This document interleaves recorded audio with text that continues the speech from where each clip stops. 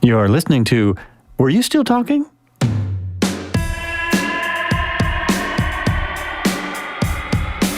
We'll start talking, have a conversation. Yeah. Perfect. All right, welcome back. After a quick technical glitch, I'm back. This is Joel Albrecht, and in my studio today, I have Calvin Corelli.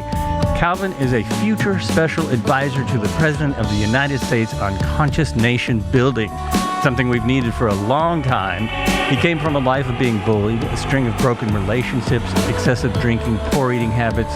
In short, he was feeling like a failure as a husband, a father, an entrepreneur, an overall human being. I think some of us have also been there. Despite all this, he's managed to create a life where every aspect is working. He's built a multi-million-dollar software company called Simplero.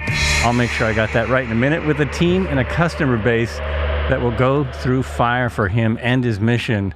Calvin, thank you so much for coming on. Thanks, Joel. Thanks for having me. Super excited to do this. Great. Yeah, I'm really excited to have you on. I'll be honest with you. One of the main reasons was that first little blurb that I read. Your future advisor to the president on conscious nation building. I think you're probably too young to remember a presidential candidate that talked about creating a peace department. It was very controversial at one time. Who was that? That he was a third-party candidate. He's the closest third-party candidate to ever that anyone ever got. He was then blamed for the Democrats losing. His name was Ralph Nader. Have you heard of Ralph Nader? Yeah. So when he ran, one of his not really promises, but one of his ideas was to create a peace department, which is on the same idea. Actually create a department for peace. Having a conscious advisor would also be a really good thing for a president, I think. Yeah, I agree. Awesome. I very much agree. So where did you come up with that? I mean, what inspired? Where did that inspiration come from? I know. I'll tell you exactly where, because it was in 2013. It was on my birthday. I was living in India with my wife. Mm-hmm. And she had organized this walk around this lake. We were in South Mysore, or like in Mysore in South India. And there's this lake that we'd go to, and she had these questions for me. And it was like a variety of like big life questions. I don't actually remember any of them, but I remember the answer because that sentence came out of my mouth fully formed. I want to be a special advisor to the President of the United States on conscious nation building. And then it was like I was hit by something. I had tears in my eyes for like 20 minutes after that, just like tears of awe. And it just stuck with me ever since. And it was not something I had ever thought before. And it wasn't something I'd considered. I was like, what does that even mean? It was like a string of words that I'd never consciously put together. And then so I've sort of, dug into that later on. It's like, what does that mean? Like, what is it about that? What would it mean? And it's like, yeah, I've always, since I was a kid, it's weird. I know I'm a strange person, but since I was a kid, I've always had this train of thought going on really with everything in my life, but including government and policy. Like, if this was my country, how would I design it? How would I design the institutions, the laws? Like, I'm the kind of person that boards an airplane, and I'm constantly coming up with new ways to do it better, right? To do the boarding process better, or all of that. But anything, I'll just like come in and try to make it better. And so, similarly with government and governance and institutions and laws and regulations and all that stuff. And so, at that point, I realized creating my own country is kind of impractical. Well, I don't know these days. Where are you going to put it? How are you going to convince all the people that you love to come move there with you? And it was just such a logistical nightmare. So when I moved to the US, I'm from Denmark originally. Oh, okay. And so when I moved over here again, I was like, maybe like this country that I love so much, maybe I can help do something here.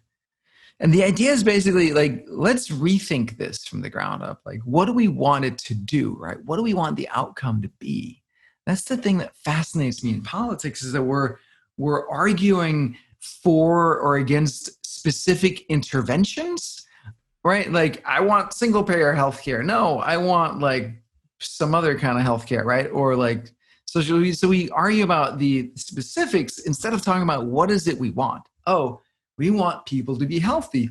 Great. How do we make people healthy, right? Like, that's how you make stuff happen. And you talk about what you want to have happen, and then you figure out ways to get there. It's not what we do in politics. It's kind of dumb. It is. It's ridiculous. I think that's, unfortunately, I think that's a big part of downside of, what's happened in our culture now with news cycle and things like that. I mean, it's been going on for a while, but even I'm a bit older than you. When I first started watching Democratic debates, political debates, they would talk about issues, for their 5 minutes. They would not go, yeah, well, I appreciate you asked me that question, but I'm going to talk about dog food. It wasn't like that. It was. They would literally talk about an issue, whereas today there doesn't seem to be. And I've heard, candidates, I've heard news anchors, I've heard all kinds of people say that you can't do that because everyone's so used to listen to a soundbite.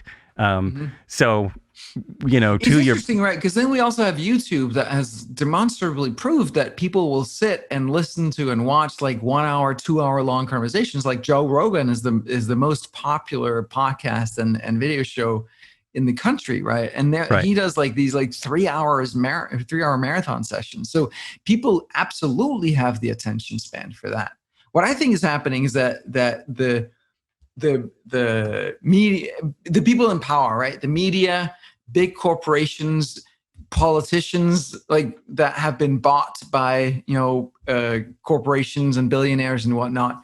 They're the ones that want to keep us fired up and pitted against each other. Because what I've realized, so I've always considered myself a Democrat without really paying too much attention. And then a couple of years ago, I started studying a lot more, and I realized all those policies don't actually work. And so I drifted more and more conservative in terms of policies, just based on data, based on what actually works. But the point is that regardless of whether you are on the left, when I consider myself a Democrat, I wouldn't consider myself a Republican now, because I think both of the parties are fundamentally corrupt. But whether I consider myself more on the left side or on the right side, the outcomes I wanted were the same. Right. And I think that's the case for the vast majority of regular people in the country. We all want the same things. We want people to be happy and healthy and safe and prosperous. We want the economy to be thriving. We want planet Earth to be healthy, right? We all want those things. But because the media and these powerful interests wants to keep us fighting each other so that we don't notice that they're robbing us blind, we fall into that trap. We end up fighting each other over interventions instead of being like, hey, what do we want? We want people to be healthy. All right, let's figure it out. How do we get people healthy, right? Let's solve this. We can do this. Like, we can. And these things are not complicated. They're really not. But I think what happens is that politicians, their job is to get elected, right? Their job is not to govern. They're not elected, like they're not selected based on their ability to govern. They're selected based on their ability to get elected. And so their interest is not in actually solving anything. Their interest is in doing stuff that sounds good. And if you look at that, it's like the vast majority of interventions have the exact opposite effect from what they're supposed to do. I live in New York City. We have tons of housing regulation. Supposedly that should make the housing situation better in the city. It's not, right? It's terrible. It's expensive. It's inflexible. And it's just like, it's a shit show. Everybody agrees on that. And so, and then what do the politicians do? They're like, oh, we need more housing regulation. So that's kind of the loop that we're on. Let's intervene. Oh, it got worse. Let's intervene some more. Oh, you need to elect us again so we can intervene even more, right? And so what we need to realize as people is that we have the freaking power, right? if we don't need them to tell us what to do, we can get together and figure out how to solve these problems ourselves. So they still need us to vote for them, right? Well, I have a lot of problems with some of what you just said. I mean, I totally agree that the real problem on both sides is corruption. I mean, I still believe in the values on the Democratic side. And I used to think before the last 4 years happened, and especially the last 6 months, I used to think I was far left. I don't really think that anymore because there are people way beyond what I think is reasonable. But we in Oregon have a couple of amazing senators. Like they've been doing it a long time. They're Democrats. Right. They do an amazing job. And I was recently on a call, not direct call, but I was on a call with our senator, and he made a lot of sense about. And I've known this for years. Although regulation is always a tricky situation, now it's often about corruption. There are lots of regulations that make it so we, like literally the people in Eugene, can have safe water. When those regulations have been lifted, we had bad water. I mean, this has happened over the years. So that's where the two sides are like, oh, they're all the same.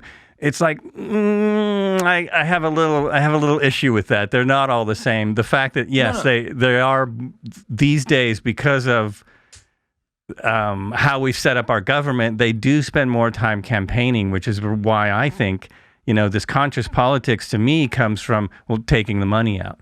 That's step one, is get the money out of politics. That would make a major change. Because, I mean, I kind of agree. I just don't see a clear path to that happening. I mean, I think it is a huge problem that Larry Lessig, I don't know if you're familiar with him.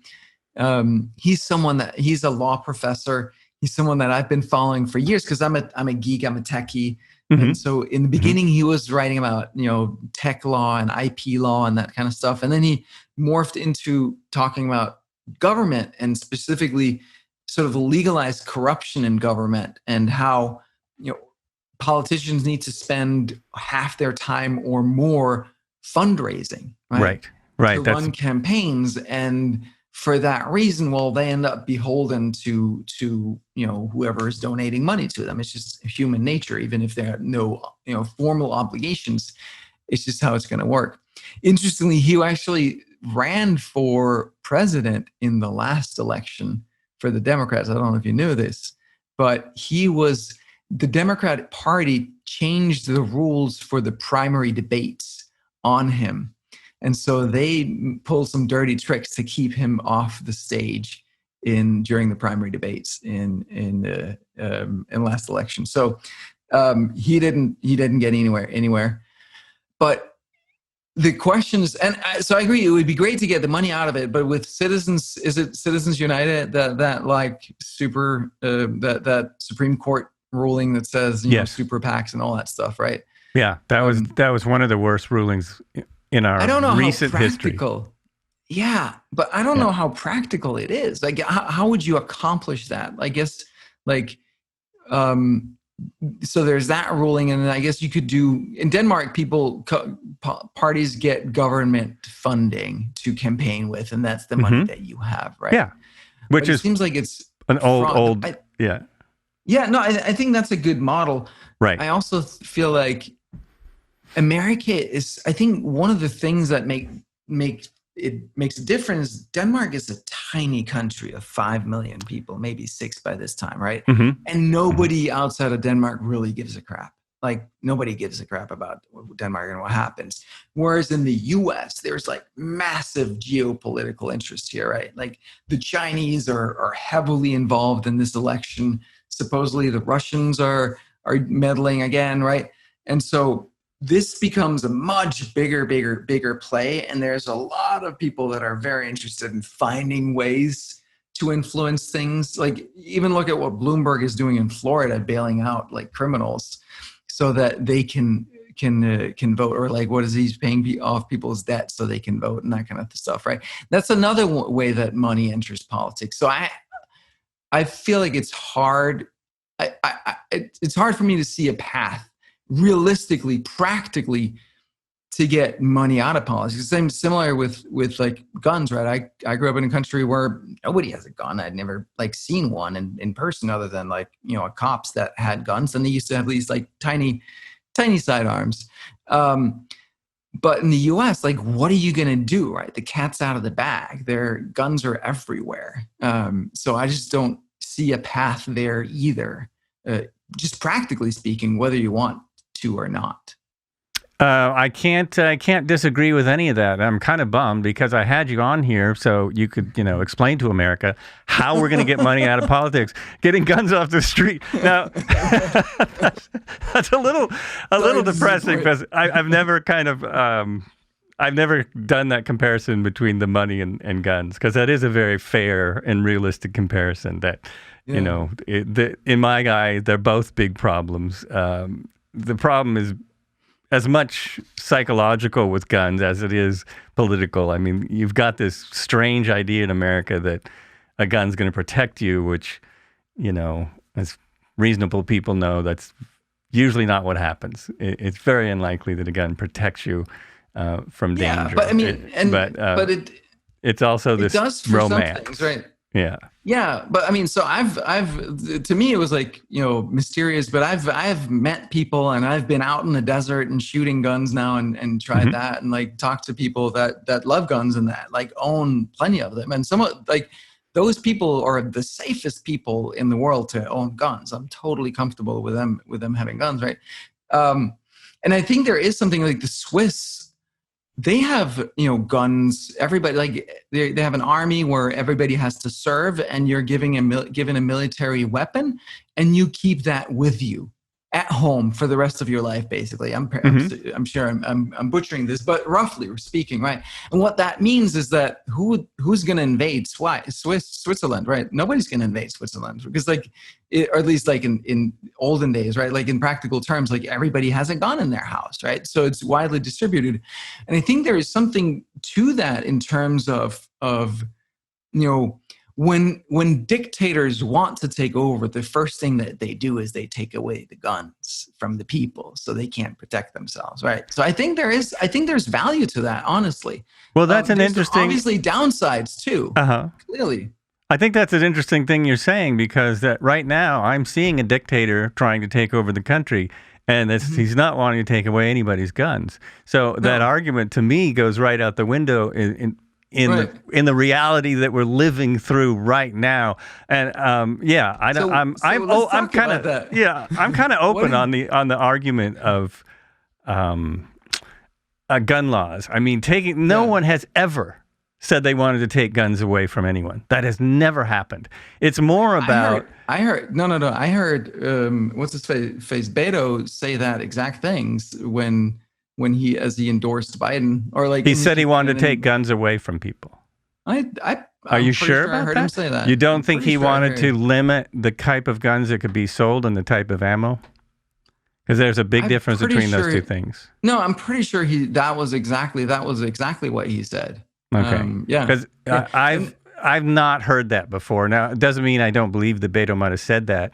Obviously, we see how far he got. I think it was the same in the same situation. He was standing next to Biden. It was back when it was like early March before coronavirus really hit, right? And Biden sealed the primary nomination, and then he was like saying to Beto that he was going to make Beto in charge of gun control if he was elected president. So it was it was pretty clear as I recall it. I'd have to go back and find that clip again. Yeah, okay, because I've not. Yeah. I think people are very confused about the gun control and taking guns away, because those are two different. Like, there's never been a law proposed in America for taking people's guns away. There have been buyback programs, but there's been plenty of people who've said that that's what they want to do and that's the end game. And so I think people on the right are afraid that like it's a slippery slope, right? Which is part of the problem, is that the two sides, it's hard to get together. There's a lack of empathy on both sides, right? I think Yeah. If you're like, hey, I really genuinely want to understand what these guns mean to you and why you care and what you see as the value. And I would love for you to really understand our pain and our fear and our concerns around these guns. And now let's come together and see what sensible solutions we can come up with. That's a different situation, right? But we all know if someone is like, if I think that you're going to come after me, I'm going to get defensive, right? Right. So I feel like we're failing each other in a big way that way. Not really empathizing and understanding, like, where are these people coming from that see the world differently? And that's interesting. And I mean, just to be clear, I am good friends with what I would call a gun nut. I have been shooting guns since I was a teenager. I don't own any guns for my own personal reasons, but I also enjoy going out to the desert and shooting up things. You know, I've made a car look like the Bonnie and Clyde car. It isn't. I understand the fascination with guns, but I come up short when I think, do I really want to shoot someone for coming into my house? Oh yeah, that's where nobody wants to do that. Right? But I've heard people that say they do. I don't think anybody wants to do that. Yeah. But if you don't trust that the police is going to show up in time and you have a family to protect, maybe you're like, I would be willing to do that if that's what I had to do. I don't know of anyone who would like to do that. People that I know would hate to do that, but they're willing to do that if that's what it comes to. Right. Right. I think especially like with what's been going on like lately where with defunding the police and there's this one lady, and I know this is not representative, but there's this one governor who was like, well, calling 911 is like white privilege. And I'm like, okay, now. So I can understand if that concern has been heightened, right?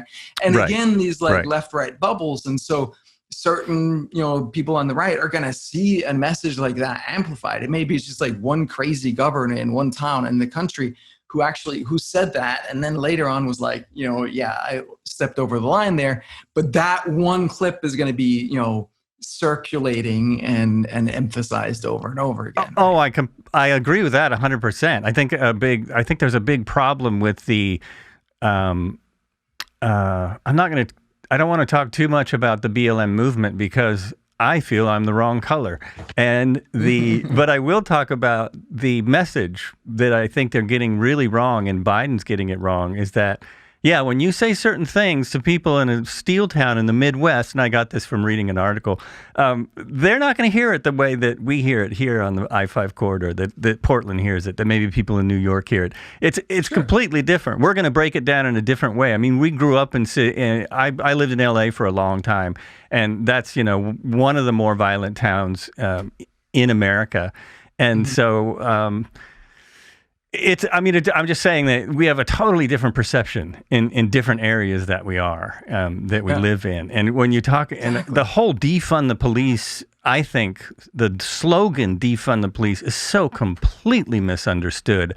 I'm not sure if I'm for it or against it anyway, but I do understand I do understand the corruption in the police departments. I do understand that the amount of people of color that are prosecuted and arrested, especially in large cities, is way higher than poor people in general. Poor people everywhere in the nation, in the U.S., have a much higher chance of being abused by police than, people that are doing well. It's a much higher chance. So, but it's a tough one. This whole defund the police to just jump on that bandwagon without people knowing what it means, because it really doesn't mean taking all the money away. It means different things to different departments. I think as I hear it means like takes a portion of the money away, like significant enough to talk about, obviously.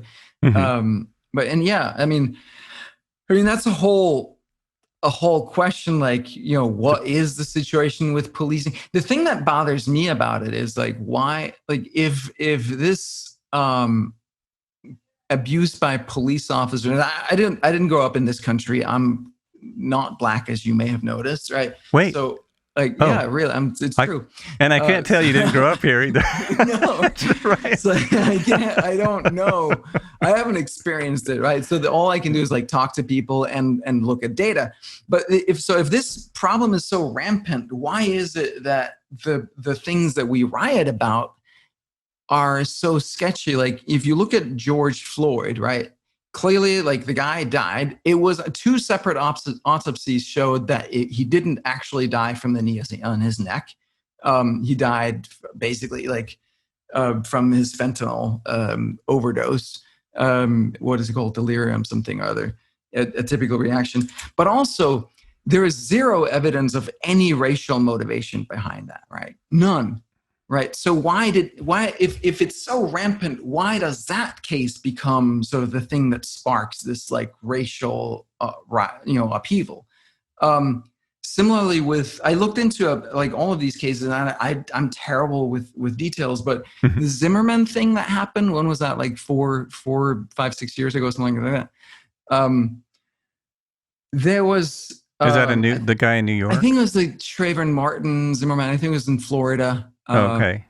But that one, they edited the 911 tape to make it sound like it was racially motivated. And then after, they had to come back and apologize for that and say, well, actually not. So that, again, there was zero indication that it was racially motivated. It was actually a pretty clear, open and shut case of self-defense, and yet it sparks riot. So basically, like, I looked into all the cases, and I'm busy running a company, so I only have so much time, but I did the research that I could looking into all of these cases, and none of them hold up under scrutiny, unless your claim is that, well, the whole legal process is completely corrupt and everybody's lying about what's like the legal system, official autopsies and well, but no, even like the 911 recording, that's, it was doctored to make it sound racist when it wasn't, right? So like, why would you need to do that if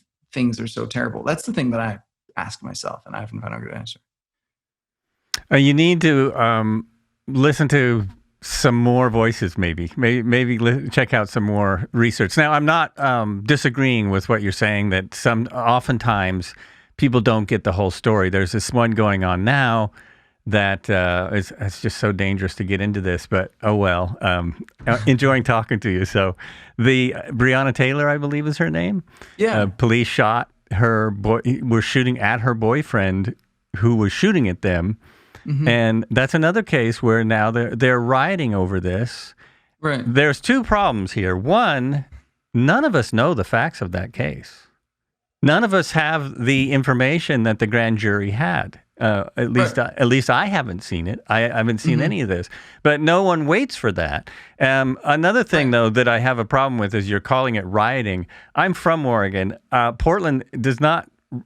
The Portland protests do not start out as riots. There's a lot of protesters. I mean, thousands of people who are peacefully protesting. And then a bunch of other people, who knows where they're from, but a lot of them are, I mean, they might be just on the street at the time, decide, let's break some shit.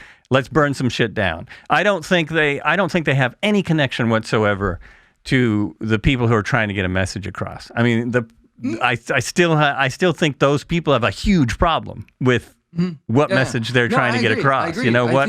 What is your message? I know lots of people that were out protesting peacefully in New York when this thing happened, right? There's still the question is like, what is it exactly? Are you protesting if the pretext is not clear? But I have zero problem with that. I don't know anyone on the right who have a problem with that. But the burning stuff down and the breaking stuff and the killing people, murdering people in the street, looting, stealing stuff like that, I think a lot of people have a problem with. I have a problem with that, right? I don't think that's helpful. I have a huge problem with that. I mean, another interesting thing about that, though, is that people are. And for one, you were talking about why people took this one case and turned it into a protest. I blame it on COVID-19. I blame everything on COVID right now. I mean, I everyone agree. is Like, so people on are the stir edge. crazy, right? They are stir crazy. They're all of us. Right. I mean, I'm in a very lucky situation right now, and I going nuts. You know, it starts to get to your brain.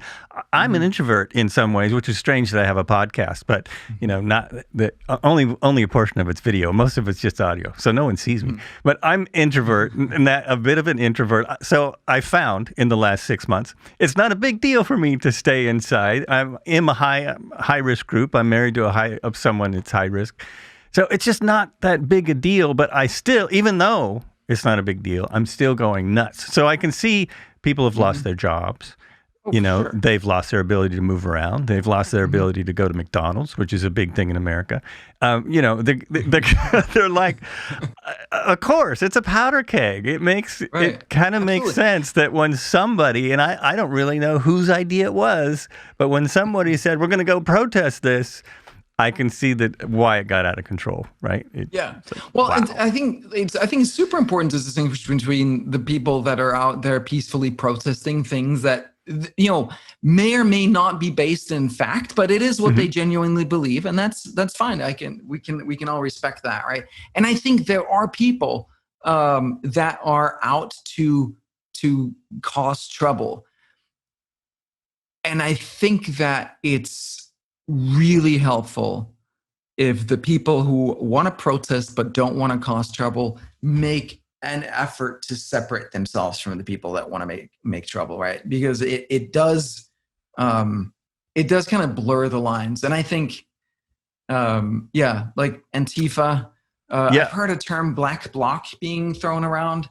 Here we're in agreement 1,000%. I think that the people who are wanting to do peaceful protesting, which they've now done for like 100 and some days in Oregon and in a lot of places, but in Portland, they've been straight every day. Eugene has little mini versions of it. I do think there's been protests since I was a wee lad. You know, my parents didn't go to protest, but this has been happening in America forever. Sure.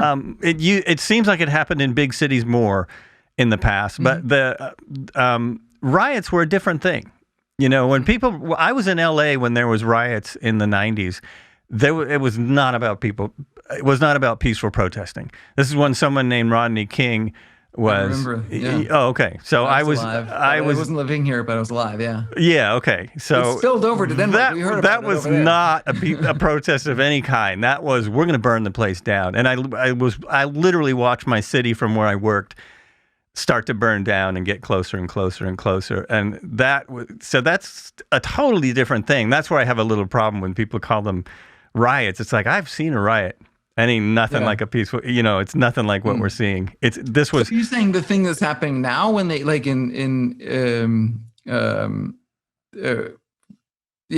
Portland and New York and what was it?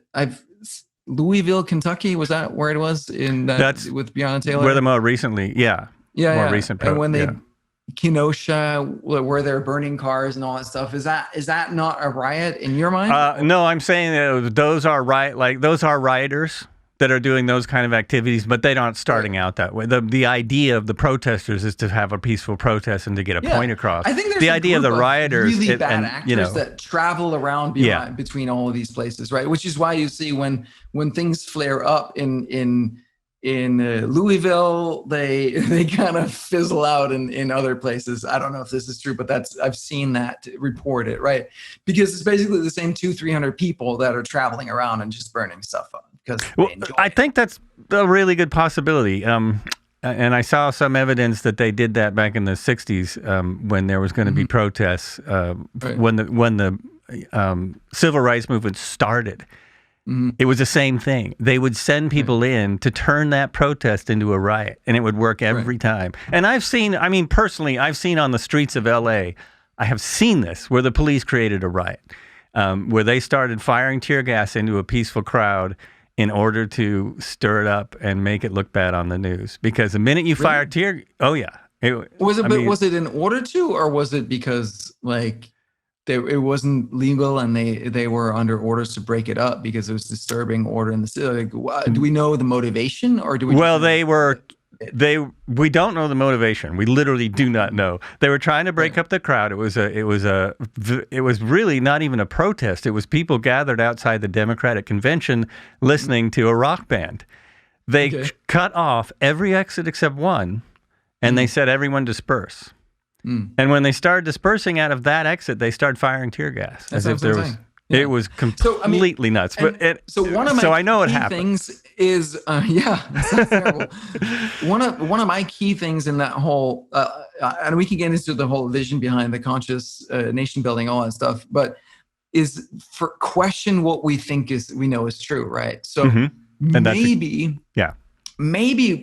this whole rioting thing is a like undercover CIA operation.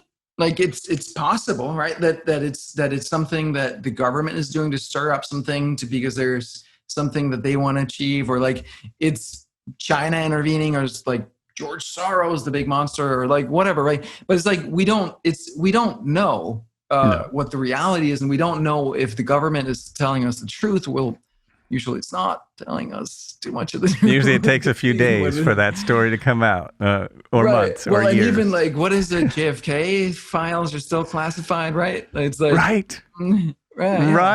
No, I know what you're saying, and there's all these. I heard someone who was talking. Someone on the right who was talking about the Charlottesville thing with the tiki torches and all that stuff. He's like, I've never seen any demonstrators, any Nazis, neo-Nazis, white supremacists, anywhere else look like that. They were all dressed the same way with these like weird ass garden tiki torches, and I've never seen it before or since ever like that. It was just too weird. He was like, I think this is a CIA undercover thing. That was his thing. It's so bizarre. Yeah, right. Yeah, there was the same thing in Seattle and Portland, the same kind of thing. People in pure black showed up with umbrellas to block tear gas and started causing trouble. And, no one knew who they were. They weren't part of any group that was organized for the, for the protest, for the purpose. Yeah, that completely nuts. And it's like, okay, is it those people causing it every night? Or is it just people who, maybe they're a little too cranked up on whatever they've been taking that day, and they see a crowd and they think, this is fun, let's go crazy. Yeah. I mean, I always wonder that too. Is it just people who are honestly driven to the edge? I think a reasonable proposition is that most politicians in the U.S. and corporations have been bought, and academic institutions seem to have been bought by China at this point, specifically by the Chinese Communist Party. So I don't think it's an unreasonable assertion or hypothesis that there is a lot of Chinese money and influence behind keeping the United States aflame to kind of like help just destabilize the country from the inside and avoid Trump getting reelected, because he's the only politician that there is, quote unquote politician, that is actually actively standing up to China, right? If Biden wins, he's going to be in China's pocket, I think, given his son's involvement and all that stuff, right? Plus his like 47 years in government. So I don't know if that's the case, but it's not an unreasonable proposition to make. Oh, it's not. It's not. Have you seen The Social Dilemma at all? I have not. No, because I don't have Netflix at the time, but I keep hearing about it, so I should probably. I don't want to be an average. It's definitely worth watching. It's very eye-opening. It's people from especially you working in the tech world. It's people from inside all the big social network companies talking about AI, really talking about how they use AI and how out of control it is, and how they may be inflaming this stuff because of the way their AI works. They really want to, whatever post gets popular, that's what posts people are going to see more of. Obviously, this stuff, but because of how it works, it may have accidentally contributed to a lot of what's going on. Of what's going on, not necessarily. They're definitely not counting out the influence from Russia and China, and who knows what other foreign nationalities, but they Denmark. even point. I think it's Denmark. They're meddling in Denmark. the US election. It's Sweden. Danes. Don't trust us. Yeah, exactly. It's those Canadians. It's those Canadians. See, they closed their border. They're the only ones that did. Only smart people. Exactly. Yeah, but who knows? I wanted to touch on something that you mentioned before, because we were talking about guns, and you were saying, like, it sounded like you see Trump as a dictator or would-be dictator. So I'm curious, like, what do you see? What's your evidence there? What is it you're noticing? That he's doing everything a dictator would do. He's the first person. He is trying to block the vote. Okay, and if you deny that, I don't know what you're watching. Block the vote. He's trying to block the vote. He's trying to convince people that their vote doesn't count because the mail doesn't work. Wait, no. I No, haven't seen him say that. No, you haven't seen him say that. I've seen him say that. Okay, I guess we're watching different clips. Mail-in balloting is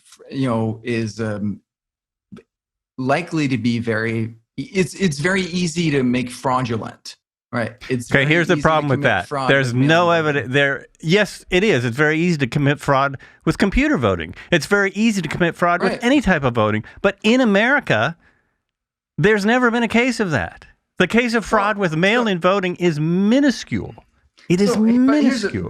So we can. I mean, let's drill it down. So, but your evidence that Trump is a dictator is that he's concerned about mail-in voting.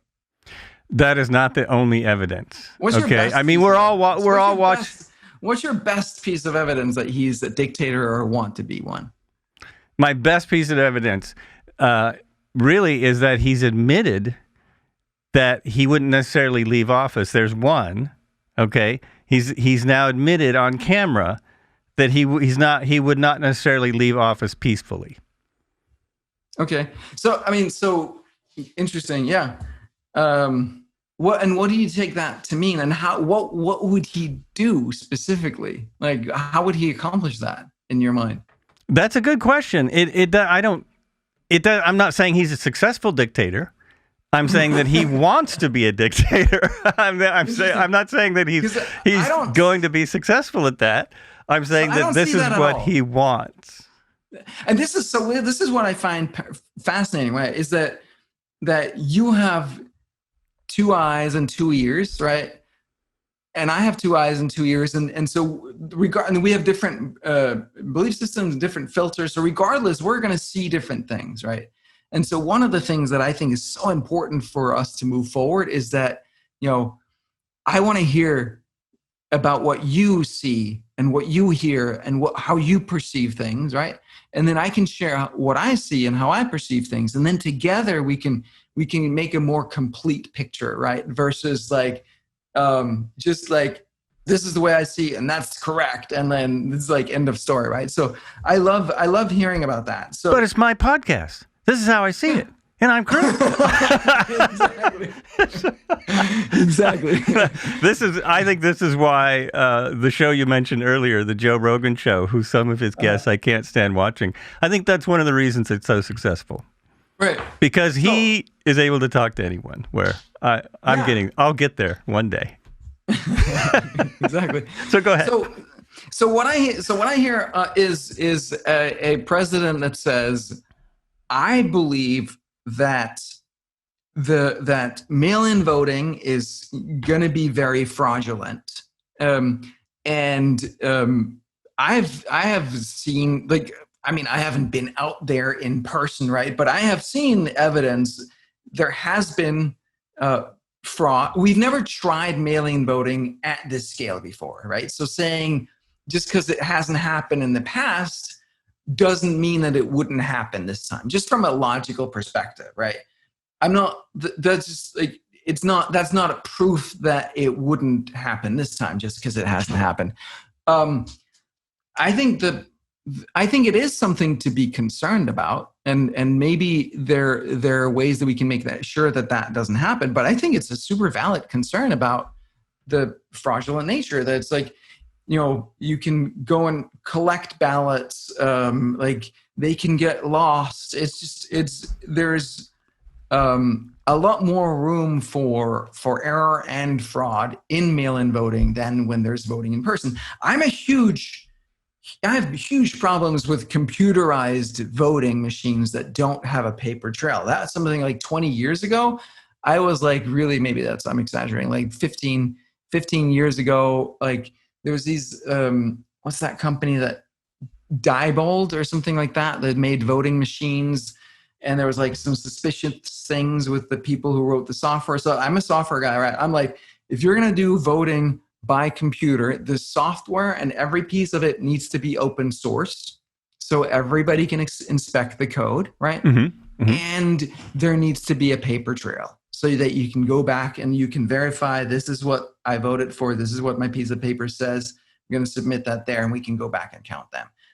That to me should be a minimal, and that's, I don't think that's happened yet. So I'm with you on that. But I think it's a valid concern with mail-in voting as a thing that could be fraudulent. There's, So here's the real problem I have with it is that there's no evidence that it's a valid concern. To say it might be because we haven't. No, I think there is. There's been like, not. Did you see the Project Veritas thing that came out this week? It's already been proven that none of that is true. That none of that's true. Yes, been. Well, yeah. Every instance of mail fraud has been shown to be either an accident of what's happening this year. Every incident that they've talked about and the president talked about has been shown to be either an accident or just not true. It never really happened. So you're saying the Project Veritas thing? You have to realize it, or what? No, I'm serious. Like I want to know. So are you saying the Project Veritas thing with Ilhan Omar and that stuff that didn't happen, or it was proven? And what do you mean proven? Well, what is? I guess I'm out of my league here. I don't know what you're talking about with the Project Veritas thing. What I'm trying to do is I'm trying to keep.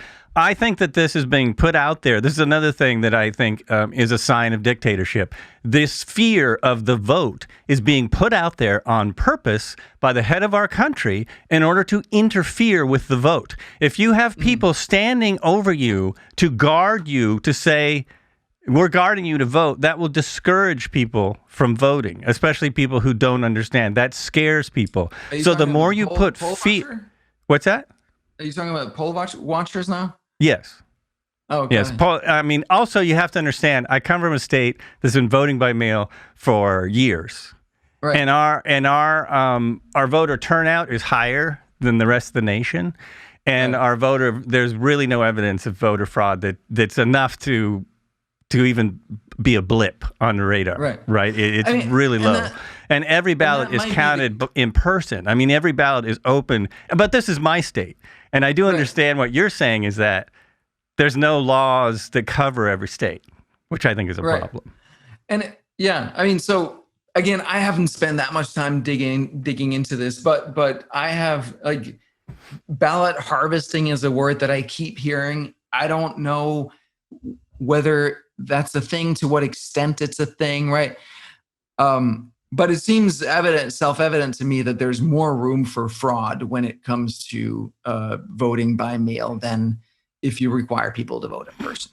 Okay, but this is what I think is being put out there to keep people to make people nervous about voting. I don't see that that's true.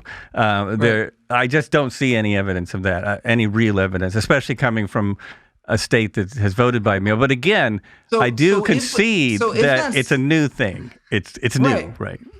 Well, so to me, the right thing to do would be to say, hey, I hear that this is a big concern for Trump, the Republican Party, people on the right, whatnot, right? And then let's work together to really address it, because election integrity is something that we should all be really concerned about, right? That's something that we all want. And that I see a lot of like poo-pooing and like that's not true, and like, no, that's overblown and blah, blah, blah, right? We should be like, all right, we need to solve this. Let's really, really solve this well. That I'm not seeing evidence of. Okay, well, that's an interesting point of view. From my side of the aisle, What I'm seeing is there's nothing to solve. I mean, that's what I keep hearing from people that I completely trust. People in government, people who used to be in government, people who handle the vote, senators, judges, everyone involved with voting that's been involved for a long, long time is saying that the voter fraud in America is really, really low. It's not a real problem. So it's like trying to solve a problem that doesn't exist. It's like trying to solve racism against whites. It doesn't exist. Election quite this contentious. We've never had an election like this. Unproven. We've had an election this contentious. I completely disagree with that. That's something I think Americans forget. They.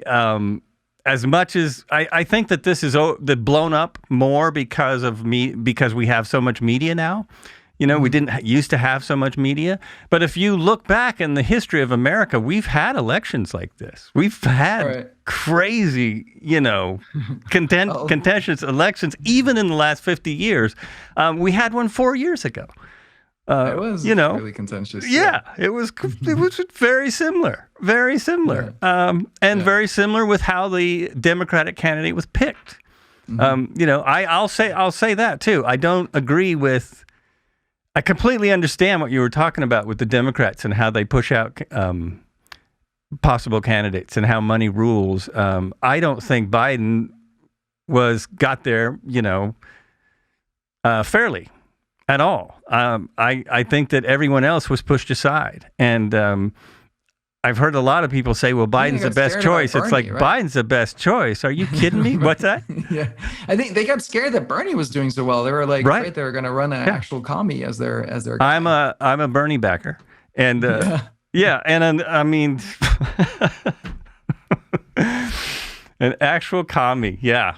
The whole labeling everything communist that is a democratic idea is also pretty crazy to me, because communism and democracy are nothing alike, and yeah. But here's the thing: is like, yeah, are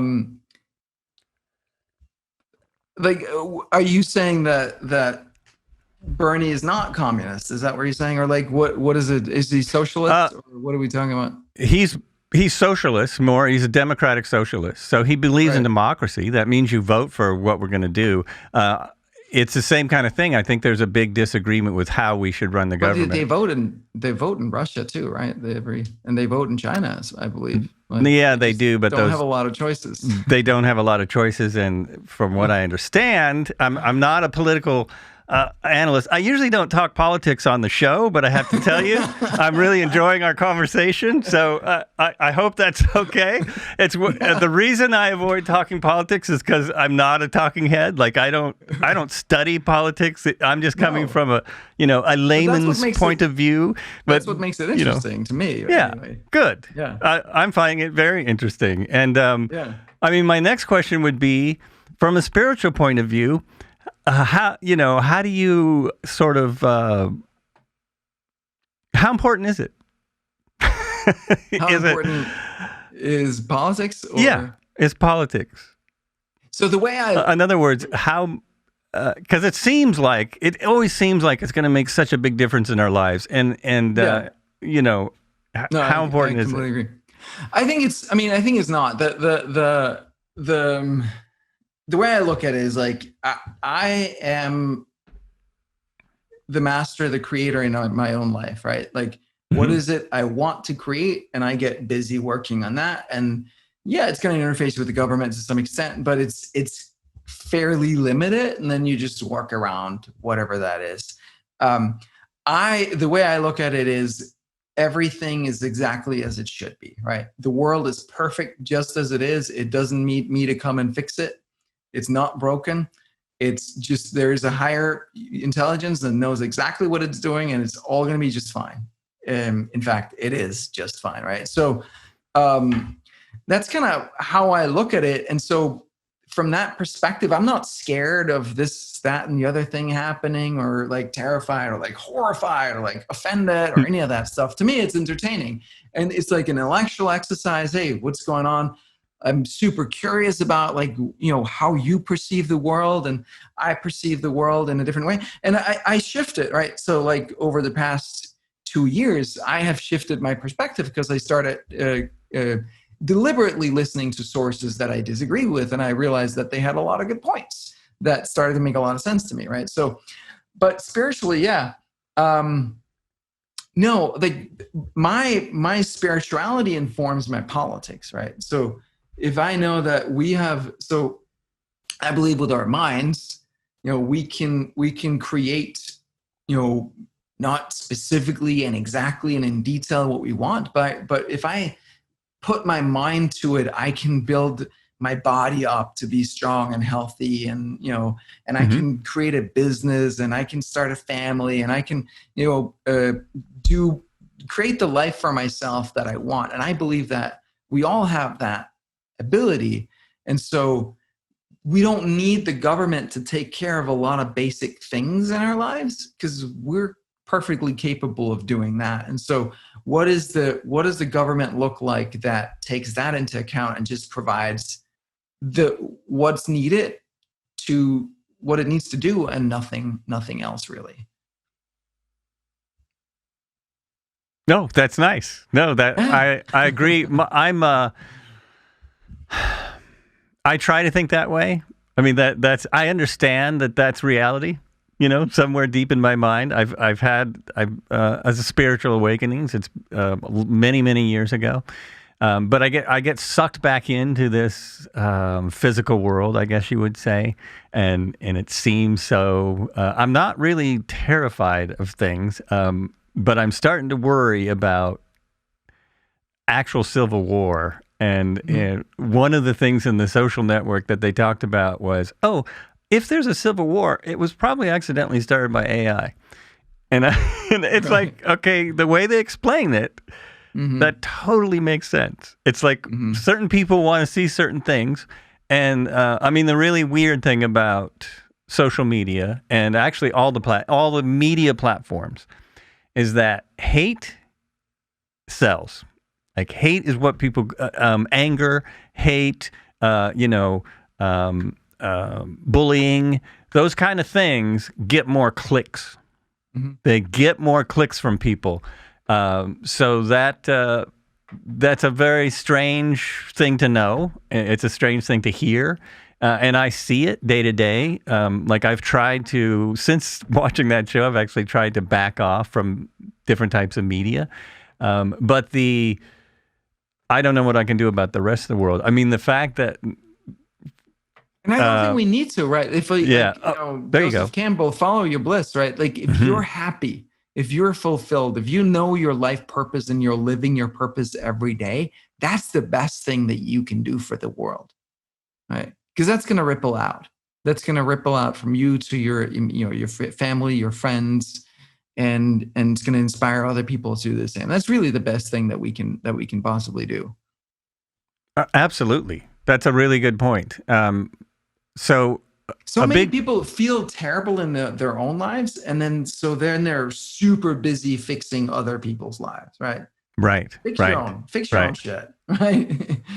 And how did you come to this realization? Because I know there's a long story here. Now that we've gotten through the political side, the other part I really want to know about is spiritual entrepreneurship and like, going down that path and realizing that that's the truth. I actually, do you ever listen to oh, now I forget the name. Never mind. But the idea that, yes, we create our own reality, and we can create anything we want in our life. And how do they get into that? I think it's been an on and off thing for me. I was fairly spiritually attuned, very spiritually attuned kid, but then shut it down at some point in my sort of, I guess, early teens or late ones, or whatever they're called, and didn't pick it back up really until I was in my early 30s, and just life crisis like really in a bad place in my life, and started to do therapy, started to, do coaching, body therapy, other things. And like through that process, really discovered who I was. I had no idea who I was. I had no idea. I thought I was this like very analytical, like smart, left brain, brainy guy. I'm still like smart and all that stuff, right? But I thought that was who I was, like this like programmer, just like got all the answers. I still have that sign in me, and it's very well developed. But there's this entire other part of me, and like at heart, I'm a very intuitive person. I'm a very emotional person, and that was not active at all. And so my process was, 5 years of really doing a lot of work because I was in pain, because I was in so much pain inside. And that led me to one of the things I did was work with a spiritual teacher. He's someone he's friends with Eckhart Tolle and sort of out of that school. And it's interesting. So he lived in Encinitas and I lived in Copenhagen over in Denmark. And we would get on the phone same time every week. I didn't see him at all. He was just this disembodied voice on the other line of the phone, oh, wow. Actual phone call. And then he would be like, so close your eyes and take a couple deep breaths and like, what are you noticing in your body? And I'd be like, I'm noticing this like tension up here. And he'd be like, all right, tune into that tension. What is that about? What is there? And then like, it feels like something or other. And he's like, oh, okay. Like, see if some moment comes up. And then we go on these like inner journeys. And it was like really, really fascinating. He gave me some books to read and he taught me about conditioning and, how all that stuff works. And so after working with him for a while, and, I love reading and, studying and, learning things. I had a moment where I sat down and I was working as a software developer freelance at that point. I had a software consulting firm. We had grown it to 13 people. And then I'd kind of burned out on, having to keep selling more gigs to big companies so that I could pay the, salaries for people and all that. So I just scaled it back to just being me and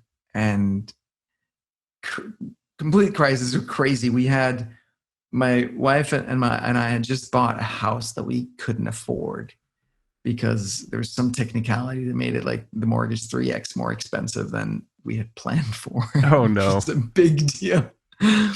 And we had our second child and he just wouldn't sleep, and we'd sold our apartment and lived a month with my dad and we couldn't stand it anymore. So finally moved into the house, but it wasn't done yet. And all that crap. And then I had all these contracts for work and they all just fell through. And I was like, what is going on here? Like, is this the universe trying to tell me that it's time for me to find out what I'm here to do? And I was like, okay, let me do that. So I sat down, asked myself a bunch of questions, and then it just landed for me. I'm here to integrate entrepreneurship and spirituality.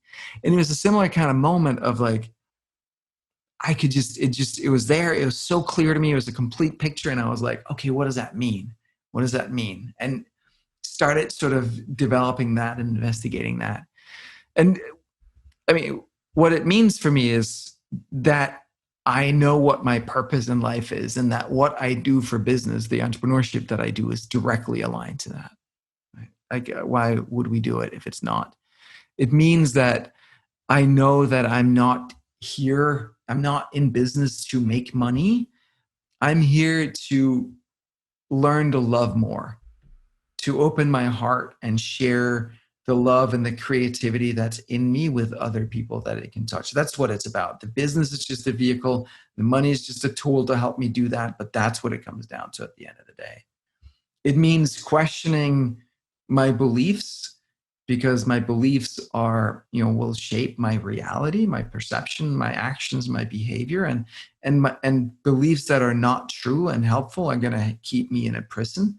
And it's going to keep my heart closed and my mind closed and keep me from serving humanity, serving my audience, serving my people in the best way possible.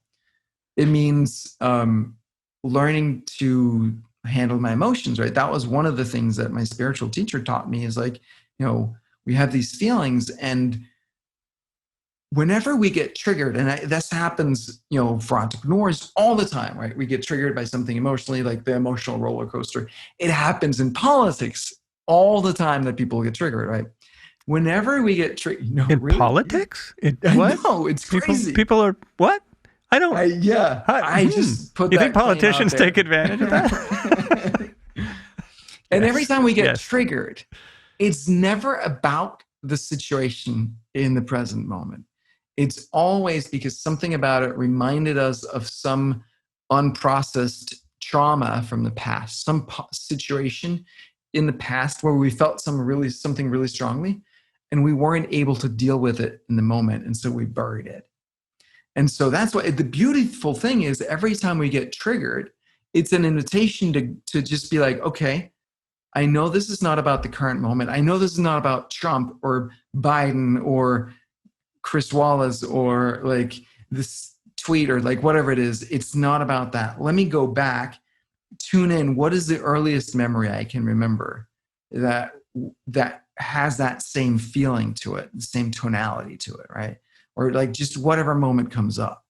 And then, so my spiritual teacher taught me this time travel technique, which is amazing. I don't know if you know, but if you've probably done something similar. But here's how it works. So whatever moment situation comes up, right? Maybe it's like Calvin, 6 years old, like I was home, dad comes in and he yells at me for something I didn't do. And like, I'm terrified. And so what I do is like, I freeze the frame in my mind right there. Then Calvin today, 46 years old, steps into that frame, sits with 6-year-old Calvin and is like, hey, I can't change what happens. That's the rule, right? But I can freeze time. I can go in and say, hey, dude, I got your back. Here's what's going to happen. Your dad's going to come in. He's going to yell at you. All this thing's going to happen. He's going to think it's about you. It's not. You and I, we both know it wasn't you. I got you. Big hug. Maybe you don't need to say anything. Like whatever that boy needs in that moment, you step in, you let the situation unroll, you go in and you help him after. You're like, hey, I just want you to know everything's going to be fine. You'll be fine. It's going to be okay, right? And so you do that, and then that old emotion just leaves your system, right? And you do that enough. You do that every time this stuff comes up, and you end up being able to live in a pretty clear place, and stuff just doesn't trigger you a lot anymore, right? The gift of being triggered is that it points you to those things. So if you keep getting triggered in the same ways over and over again, is life saying, hey, what do you say we take care of this time, right?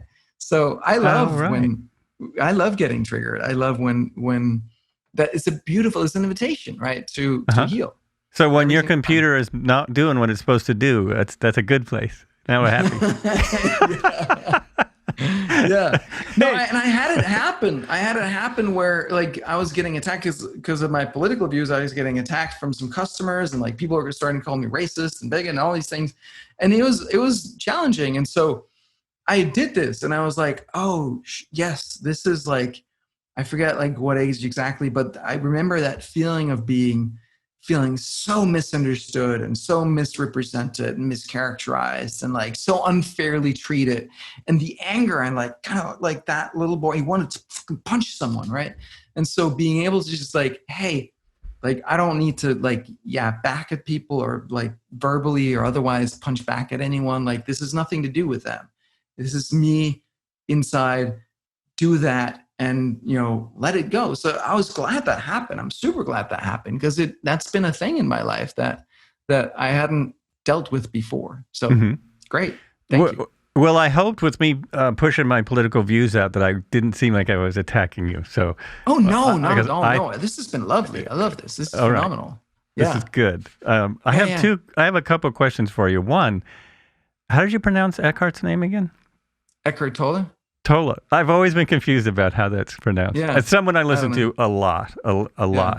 Another person I've been listening to. Are you familiar with Abraham Hicks? Yeah. So, I've listened to her quite a bit too. Esther. Yeah. Yes. Yeah, that's it.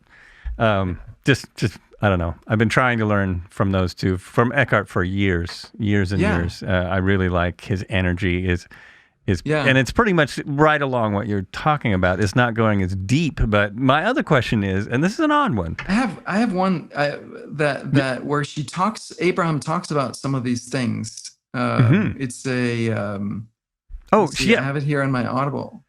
It sounded very familiar, the stuff you're saying. Yes. Right. Co-creating at its best. It's with Wayne Dyer. Here we go. So it's like an hour and 20 minutes. I think you might enjoy that. So let's see. Is it going to do that? That's what that looks like on Audible. Nice. Well, I'll also link that in the description. Yeah, because it's good. I like it. It's great. And she talks about some of these things, like when you keep focusing on what you don't want, what we do in politics all the freaking time. What do you get? You get more of what you don't want, right? Another life-changing thing for me. Are you familiar with the Cartman drama triangle? I'm not. Oh, dude, this is like 98% of politics. It's 98% of the world in general. So there are three roles. There's the victim. The victim says, "Why me? Poor me. I can't. Like, why can't I? This is because I live there. I used to live there most of my life. Like, oh, if only my parents had loved me better or more differently. If only I'd grown up in America. If only I'd had better friends, or I hadn't been bullied in school, blah, blah, blah, blah, blah. Then I would be happy. Then I would be successful, right? That's the victim. The problem with the victim is, right, what do I need to do when I'm in victim? I need to stay unhappy and unsuccessful. Otherwise, you won't be the victim. Otherwise, I've proven that it was a lie the whole freaking time. Right. It was always a freaking lie, right? And so I literally had it this way, like, if I was like sitting, I was like in my own, while I was doing my own thing, I was like super happy. My wife comes in, she's like, "Oh, you're really happy today." Boom, I would go unhappy. Like, I could be happy as long as I wasn't aware of it. Once you made me consciously aware of it, I would go unhappy, just automatically, right? So I was very committed. To this, and most people are. And then the other two roles are, if you're a victim, what else do we need? Well, there needs to be a villain, right? It could be, another person. It could be the weather, the government, the system, the whatever. Someone needs to have, be to blame, right? Here we like to use the weather. Yeah, exactly, right? And then you have the third role, which is the hero. So the hero is the person that is like, "Oh, yes, poor you. You're right. Yes, you really are a victim. You really are oppressed. You really were like, this is like bad villain. Let me help you," right? So the hero does something that it feels like they're doing something good. But what they are actually doing is they're keeping people stuck in their victim role, right? They're reinforcing the victim role. And so they're actually making it worse. And what they get out of it is temporary relief. They kind of feel like crap, but if I focus over there on you and help fix you, then I don't have to feel how shitty I feel. This is like 98% of what's going on in the world. Well, yeah, and I've felt that way about some types of psychology at times. Oh, for sure. Not all, but do this all the time, right? Yeah, I just immediately that popped into my head. Yeah, therapist, absolutely. Therapy. Yeah. Like, oh yeah, no, yeah. Absolutely. Yeah.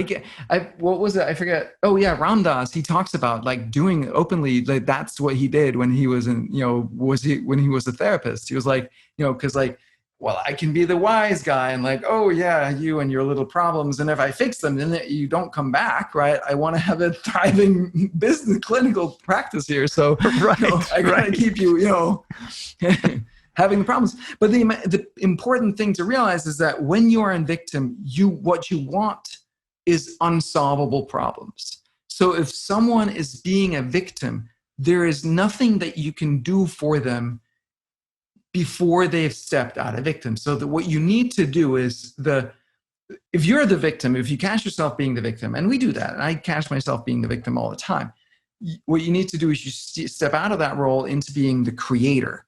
The creator says, what do I want? And what are the things I can do to get there, right? And you take responsibility for that. That's the way out of the victim. And that's that step needs to happen and no one can do it for you.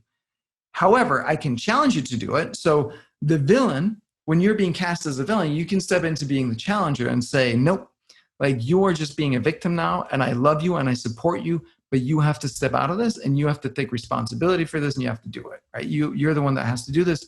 I can encourage you, I can support you. Or the hero can become the coach and says, no, you have the resources. I'll be happy to guide you.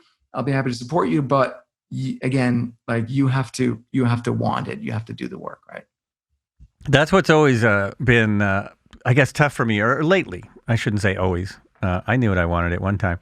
But actually knowing what you want, like you seem to have such a clear vision of your vision, and not everyone does. How to, what are some ideas for getting that clarity? I mean, you got it through tragedy, and I've heard that a lot. I've actually heard two stories. I've heard the Eckhart totally, which is, it just came to me. I'm sitting on a bench, suddenly the world's the world. And I've heard people in deep, deep sorrow basically come to it. So, well, for me, it was kind of both, right? But it took a lot of work. So the way I look at it is we have to first get rid ourselves of all the crap baggage that we get with us from our upbringing, right? So our conditioning, as they call it, our beliefs. I went through a phase where for 3 months, I was like, every single belief that I realized I had about anything, I'd write it down and question it, right? Like thousands of beliefs I wrote down and questioned. So we have to get rid of that baggage that we got from our parents, from our school, from our media, from our upbringing, from just how we've always done, from our culture, whatever, and question those things, right? Similarly, with the emotional side of things, like I like to think of it as these like reservoirs of old unprocessed emotion that lives inside, like physically lives inside our bodies, which is why I love, by the way, body therapy.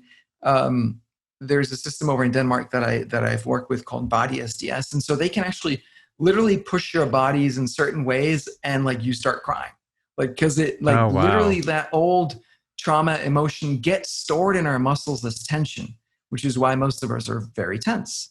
It's literally tension. I'm really familiar with that because I've had years of chronic pain, and somewhere inside me, I know that's true. I've tried just about everything. It slowly has gotten better, but I understand. I totally understand. We all have tension.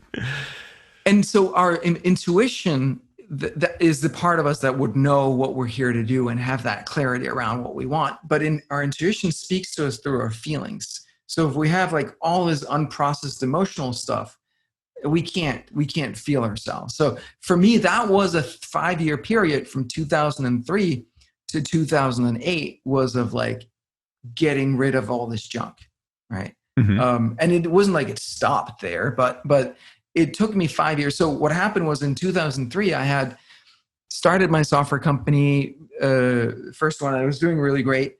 And I called an advisory board meeting with 5 really smart people, sit there for 3 hours and strategize. And then it's at my house and I bring out some beer, we kick back. And then one of the guys looks me straight in the eyes and he says, dude, we've been here for 3 hours and I still don't know what you want. And I was like, what do you mean? I just want to be successful. Just tell me how to be successful. Right. Right. But there's also that part of me that was like, I didn't know that in business I was allowed to want anything. I didn't realize that. That was news to me. That was like so confusing to me that he would even ask that. And then I was like, I have no idea. I don't know what I want. And it was like, in that moment, it just sat there. I didn't say anything. I was like, okay. But it just stayed with me, and it opened sort of that gap in my consciousness where I started to get really curious about, like, what do I want? Why don't I know what I want? How would I know what I want? Mm-hmm. And that was a large part of what led me into doing therapy and coaching and body therapy and all these things, and my spiritual teacher, to finally answer that question. And then I found that when I finally did sit down and it sort of came to me, right? What I realized after was that I had been trying to escape knowing. Because I think we actually kind of know, right? There's a part of us that knows. There's that little voice inside. You don't have to go through like years and years of, I think it's possible to like that we just know, right? Flash of insight, little voice inside, intuition, whatever. But what I found was that I had 3 super weird, but very specific fears, the unconscious, right?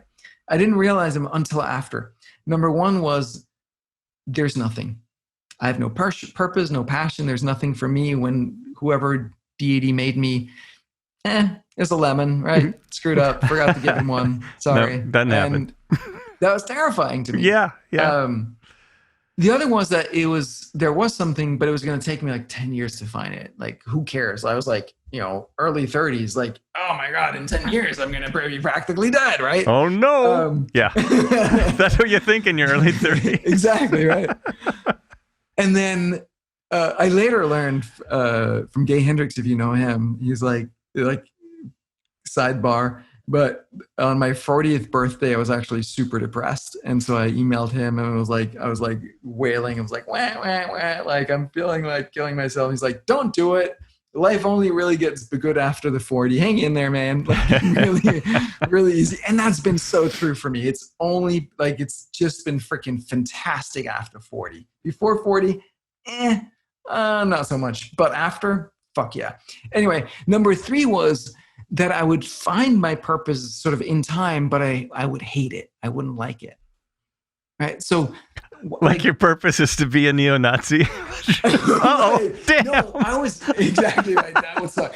No, what I was scared of was that I was going to be some healer type, like some soft. Oh, I see. Heart forward, softy healer, blah blah, like some crybaby, someone who would actually like cry when sitting cross-legged on a pillow and.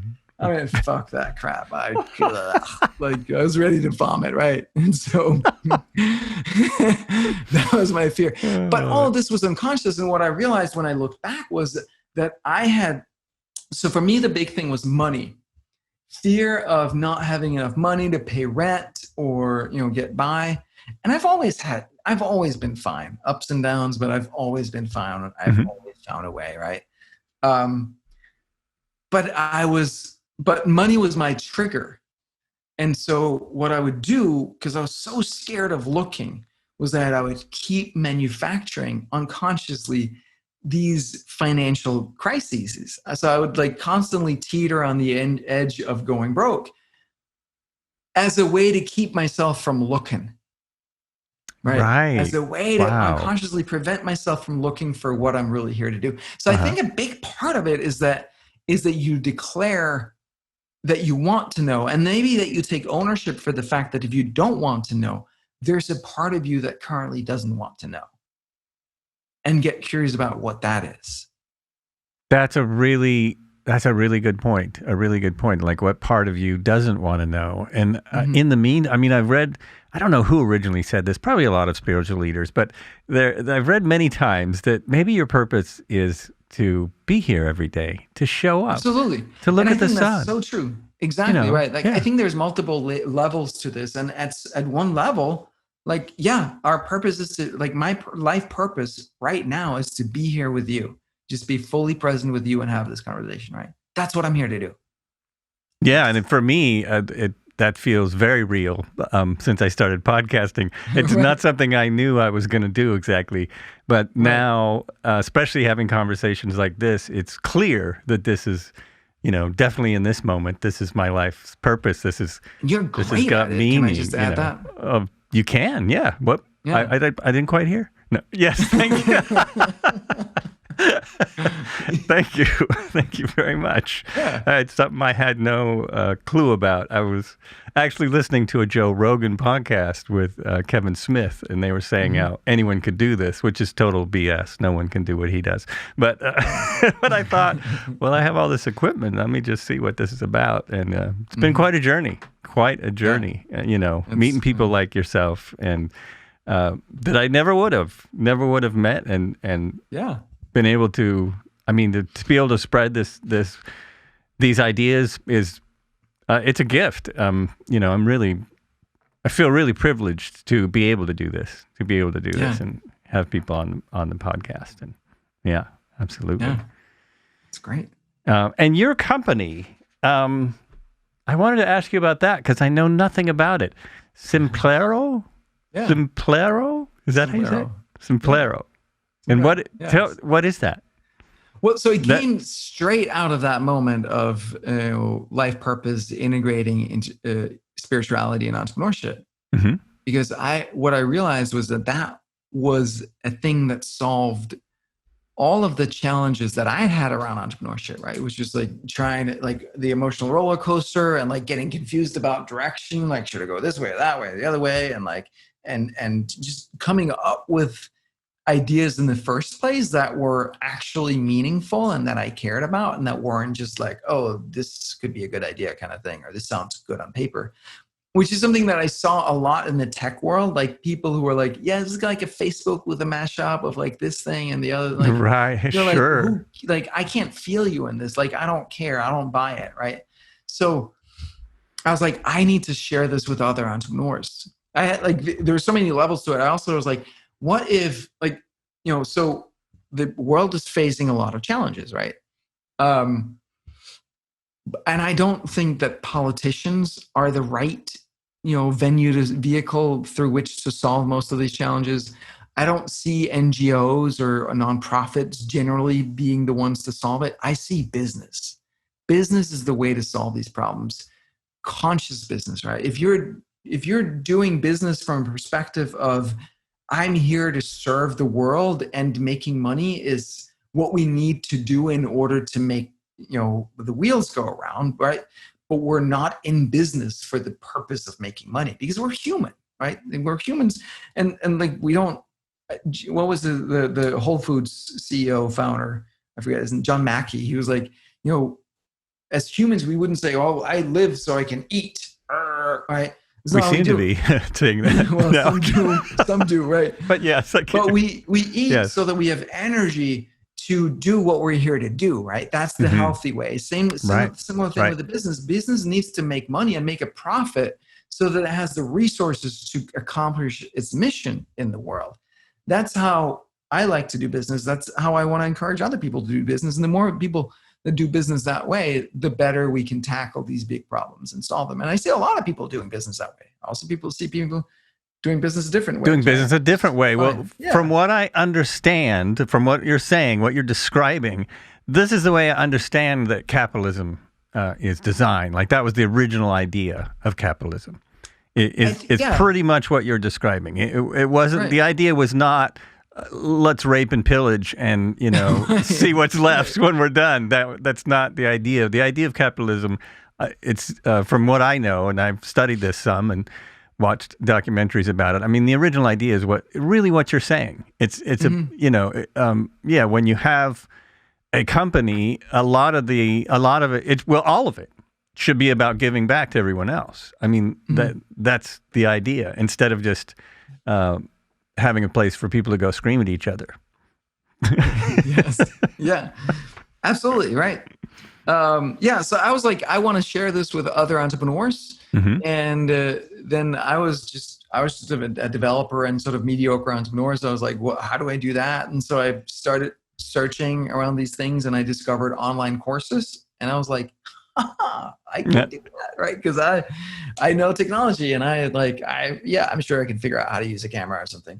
And so I did that for myself, did some online courses around this stuff. And then I was like, I can do better software. So I started writing software for myself, started sharing that with others, and that grew into Simplero. So now we're, customers in 30 countries and 30 some team members over multiple countries. We're fully remote, and helping people do do online courses or workshops or memberships and all that type of stuff. So basically selling information or coaching or anything that doesn't need to be shipped.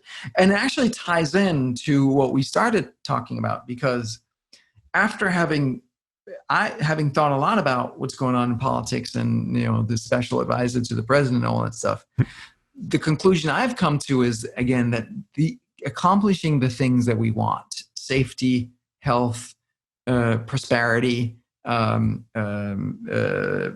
happiness, healthy planet Earth, and a thriving economy. Those are actually fairly easily accomplishable, but we're not, as a people, mature enough to actually get together and achieve that. We're not mentally mature, meaning like we believe whatever, right? We believe things, we don't question. Literally whatever, yeah. Right?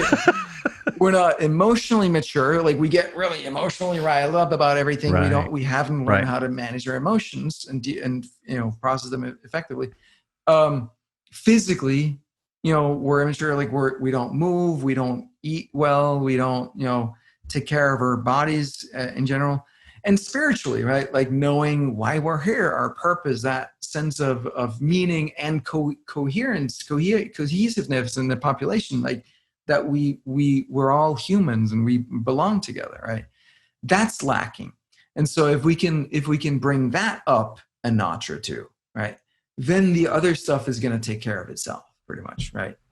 And so that's where Simplero actually fits into the bigger pictures is we, like, I can't go on and like coach and work with everyone individually, but I can create a platform where other coaches and spiritual teachers and teachers of all stripes can go and help other people in their lives. So because basically, help the general population improve their own lives, and then the politics is going to be a lot easier that way. Going to be a lot, yeah. I mean, my last word on politics is that I really think that most countries would work a lot better if there was honesty in it. If it wasn't, it's not. America seems to be one of the most corrupt companies at the moment, but that's not even. We're not. I mean, when you really look around the world, there are countries far more corrupt than us. And like the democratic idea, I think is a really good idea. I think the socialist idea is a really good idea. I think I don't know about Marxism so much. Totalitarianism, probably not a good idea. But there are many good ideas in government that I think would work if the people were allowed to be honest in government. And right now, it doesn't seem like we have. I mean, I don't even, as much as passionate as I get about it, mostly yelling at the TV screen, I don't think it's working right now. I don't think it's working. I guess the big fear, which is unfortunate that so many people are feeling, is that it's going to work even worse, if we don't do this or we don't do that. And that's on, I think that's whoever you talk to on whichever side of the aisle. And you're right. They're totally capitalizing on that. The people in government are saying, well, that's great if people feel that way because for some reason that makes it easier for us. But yeah, that's enough about that. What appeals to you about socialism? I want to know. I'm curious. The idea of everyone taking care of everyone else. Socialism is the village idea. It's the idea of we're a village. And why would you want the government? Why not have the government stay out of that and then have the village actually take care of the village?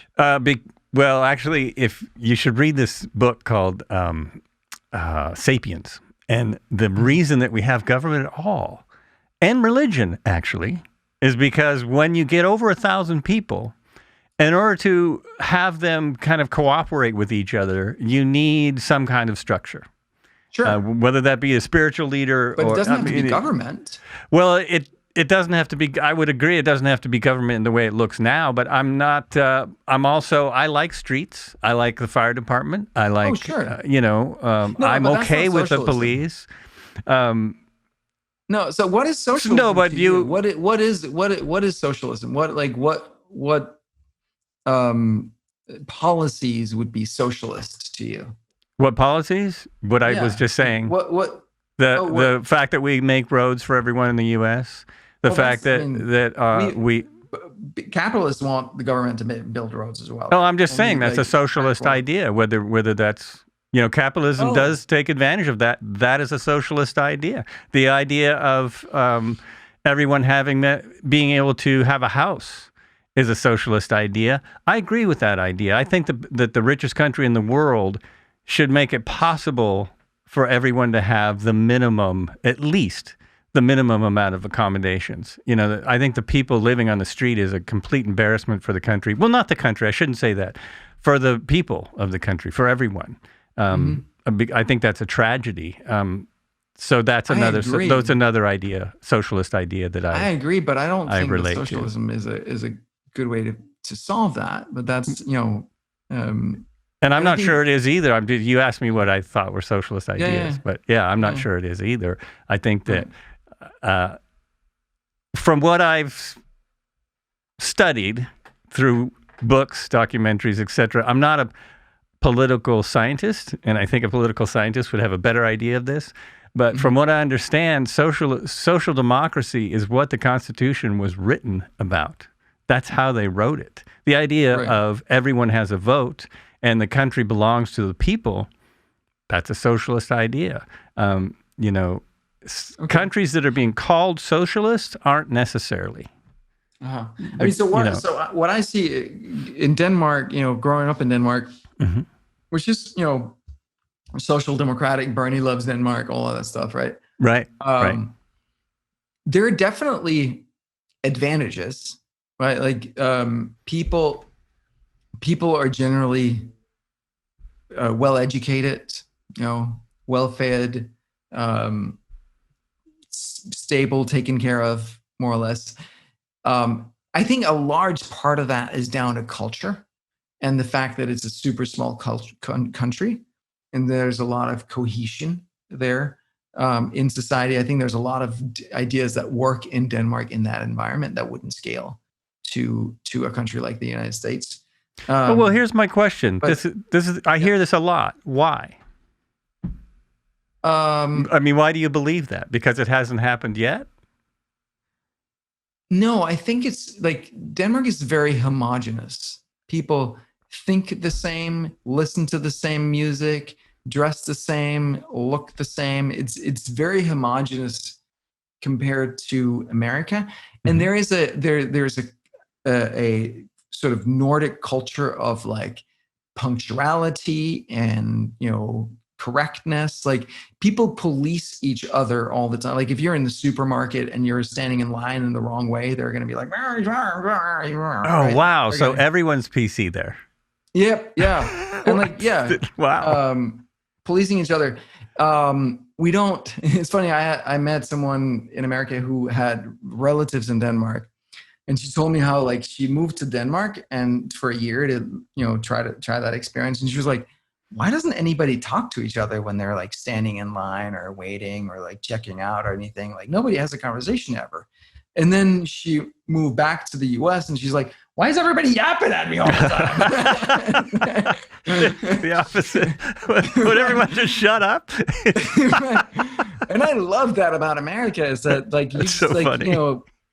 wherever you just like, chit chat about stuff when you meet people. It's like a, social thing. But but there's also a lot of stuff that's not so great, like the homogeneity and a lot of people like taxes are high and I think it's like a quarter of the population that basically makes all the money because the rest, like over half the population works for the government. And then like another portion is like, elderly or young, right? So the actual workforce is maybe a quarter of the population, and they end up paying for everything else. And so they're paying through that in taxes. And so there's a lot of people that want to leave the country for tax reasons. And so they have to be like pretty aggressive about that. But people still leave. And it's there's a lot of incentives to abuse the government welfare system and to like, there's a lot of people, like the country's littered with people with a major in history. History degree, and there are no jobs for them. And then they go straight on unemployment, and then they end up working at the 7-Eleven, right? Because education's free, and like people are just like, just choose whatever you're interested in, and they're interested in history, so they study history for 6 years or 5 years, and then they go on unemployment, right? Yeah, I don't think that's super healthy. Well, it's smart, right? And I totally see where it's. I mean, there's such different countries. So it's really hard to compare them. It's kind of like when they compare Canada to America and the policies in Canada. Canada has a lot of problems with the way they run their country, and they're like a tenth the amount of people. Great. Right. That's what I've heard that quite a bit. That the healthcare system, but the healthcare system here is abysmal. I mean, it's if you don't have money, you're in big trouble. You're going to die basically. And I think something that people aren't talking about with the COVID cases. How many people are dying because they don't have money for good care, or didn't have? Now they're actually dying way less. I understand the death rates are going down. The hospitals are figuring it out. But did you see the 6% number? 6%? No, I didn't see that. CDC came out and said that of the 200,000 cases, only 6% were actually like straight up COVID deaths. Every single other case, 94%, were like there were some other complications, and COVID was the thing that knocked them over. I actually had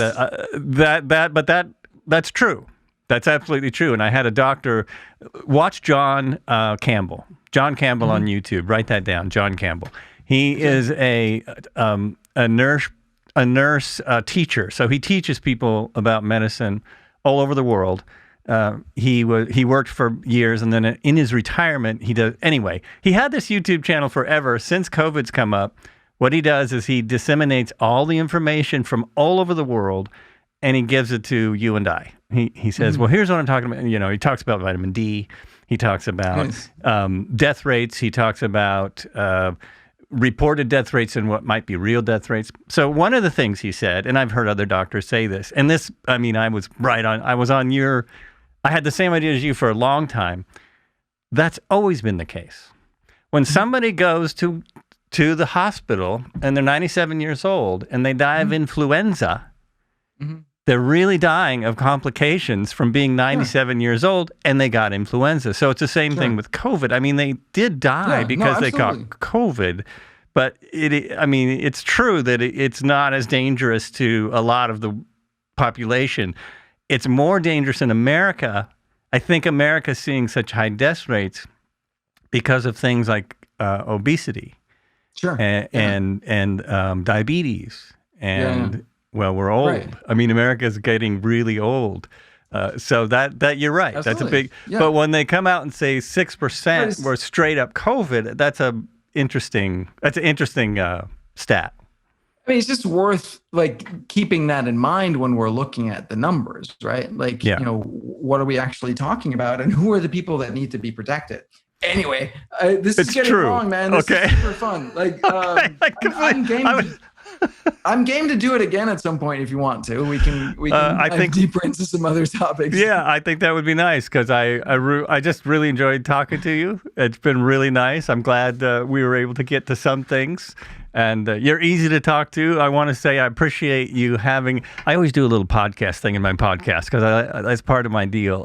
I appreciate you having earphones, a camera, and a microphone. So anyone out there is going to be on a podcast or do a podcast. Is yours. Nice. That's why it sounds so good. Yeah. Just keep mine. And the only reason that mine is in the shot is because I want to look like a podcaster. You know, there's no. It still works if I put it if I could get the shot better. But anyway, thank you so much for being on the show. I will do a quick wrap up here. You've been listening to. Were you still talking? This is Joel Albrecht, and on my show today. Oh yeah, okay. Let's check that out. Nice. Oh, please send me that. I keep forgetting to do that. On my show today, we had Calvin Corelli, and it has been an amazing conversation. I really appreciate you coming on. We've been solving the world problems and then dropping all that and talking about spirituality and the real world, the real world, as I like to call it. So, as I always say, as I forget to say, share this if you like it. Share it with someone you love, and be good to each other. Especially in these months, and for always, be good to yourself. And that's it. All right. That's it. And that is, where's my recording?